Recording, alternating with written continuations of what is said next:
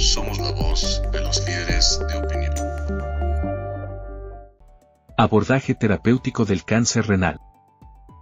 ¿Qué tal? Soy el Dr. Miguel Ángel Álvarez Avitia. Soy oncólogo médico del Instituto Nacional de Cancerología.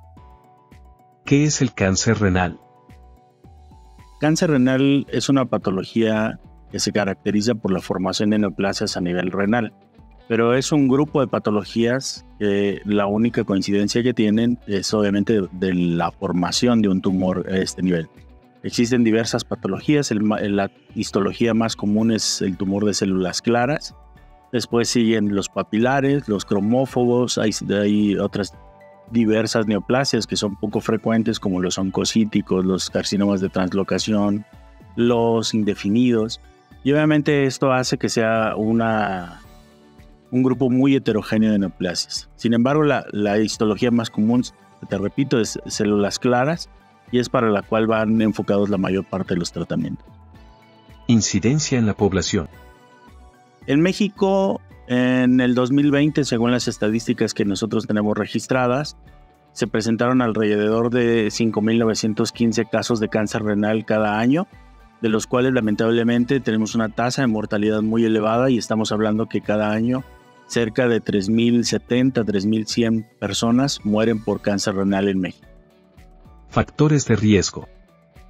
Los factores de riesgo son múltiples. Estamos hablando desde enfermedad renal crónica, que te da, pues obviamente, ciertos tipos de neoplasias, particularmente en este grupo que tienen enfermedades renales crónicas. Pero en los pacientes que no tienen estas características, habitualmente los factores de riesgo más identificables son el sobrepeso, 1, 2, el tabaco, 3, la obesidad y la diabetes, que son unos estados proinflamatorios que aumentan las probabilidades de desarrollar cáncer renal. Cuadro clínico. Lamentablemente en cáncer renal, los pacientes que son sintomáticos habitualmente te hablan de enfermedad avanzada. En cáncer renal es muy frecuente, estamos hablando de cerca del 30% de los pacientes son diagnosticados con lo que nosotros llamamos incidentalomas. ¿A qué se refiere? Que el paciente iba por un ultrasonido pensando que tenía algún problema abdominal y le detectaron una lesión renal o se estaba haciendo un estudio para una valoración preparatoria por X razón y el paciente le encuentran incidentalmente una lesión renal y obviamente termina en cirugía y en el diagnóstico de cáncer renal. Eso representa alrededor del 30% de los pacientes. Pero hay otro grupo de pacientes que los síntomas son muy inespecíficos. Los síntomas pueden ser tan inespecíficos de estar asintomático y tener un tumor palpable o de tener manifestaciones como pérdida de peso, dolor, hematuria, que pueden ser características muy importantes de un paciente que tiene enfermedad avanzada. Existe algo que nosotros llamamos la tríada de cáncer renal, que es habitualmente dolor, tumor y hematuria. Sin embargo, esto es poco frecuente y menos del 8% de los pacientes lo presentan. Hay un grupo de pacientes que nada más se presentan con síndromes paraneoplásicos, es decir, son manifestaciones generalmente asociadas al sistema inmune que puede llegar a ocasionar el tumor renal. Uno de los ejemplos puedes tener algo que se llama síndrome de Stoffer, es donde hay una falla hepática y no necesariamente es a consecuencia del tumor que está infiltrando el riñón y solamente es una manifestación, pues obviamente inmunológica del tumor. Alternativas de tratamiento. El cáncer renal localizado, habitualmente el tratamiento sigue siendo quirúrgico. Y esto te ofrece unas excelentes alternativas de control tumoral. Existe lo que se llama el manejo de lesiones pequeñas, donde puedes optar por nefrectomías preservadoras de nefronas, es decir, nefrectomías parciales, donde solamente se hace una enucleación tumoral y se hace para pacientes seleccionados, por ejemplo, un paciente diabético que tiene falla renal y que tú no quieres quitarle un riñón para preservar la función renal, se podrían optar por estas alternativas. En pacientes con enfermedad avanzada, la nefrectomía en pacientes seleccionados sigue teniendo un papel importante para el control de la enfermedad, más cuando los pacientes tienen enfermedad de poco volumen metastásico. Sin embargo, para pacientes que ya son metastásicos, adicional a la nefrectomía, habitualmente van a requerir otro tipo de tratamientos que son tratamientos sistémicos. Nosotros cuando encontramos un paciente metastásico o con enfermedad avanzada, lo clasificamos dependiendo de ciertos factores de riesgo en 3 grupos: pacientes de buen pronóstico, pacientes de pronóstico intermedio y pacientes de pronóstico pobre.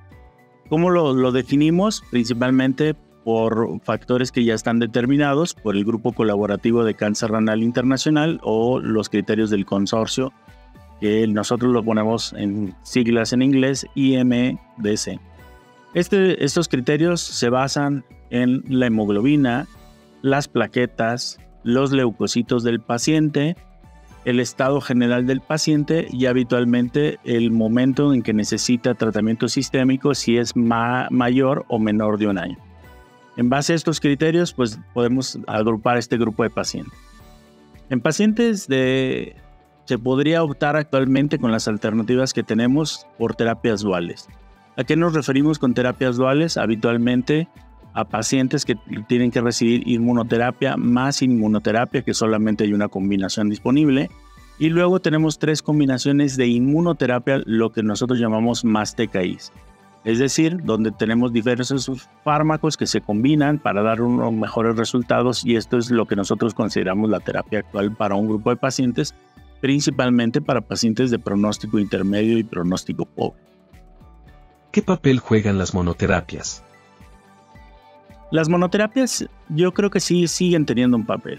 Cuando nosotros analizamos los datos estadísticos de estos estudios que han cambiado las alternativas terapéuticas para los pacientes, el paciente de buen pronóstico parece que estadísticamente no se beneficia de una combinación, porque son habitualmente pacientes recurrentes que no tienen ningún factor de riesgo de los que habíamos platicado anteriormente, y que podrías optar con una monoterapia como sunitinib, que sigue brindando beneficio para este grupo de pacientes. Además es una droga que ya conocemos, es una droga con un perfil de toxicidad muy manejable, y que las probabilidades de que un paciente tenga descontinuación del fármaco en la vida real, pues estás hablando de alrededor de un 12-18%.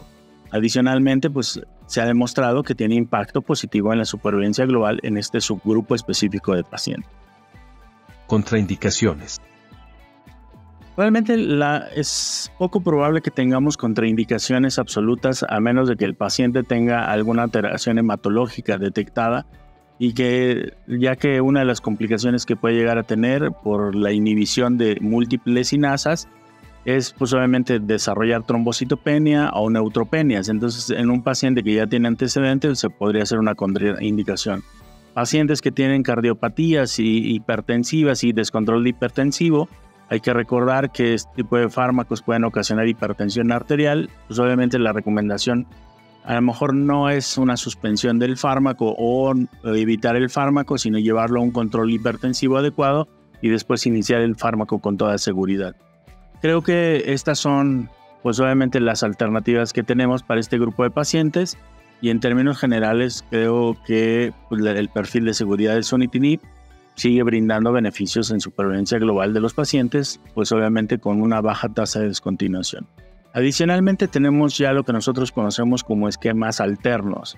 No necesariamente un paciente se tiene que ir a 4 semanas de tratamiento con 2 semanas de descanso, sino podemos alternar 2 semanas de tratamiento con 1 de descanso, y eso mejora el perfil de adherencia de los pacientes. Creo que es muy importante el manejo de cáncer renal en manos de expertos, pero adicionalmente, pues no solamente en manos expertas, sino en pacientes. El paciente debe ser evaluado en un grupo multidisciplinario para brindar mejores alternativas de tratamiento.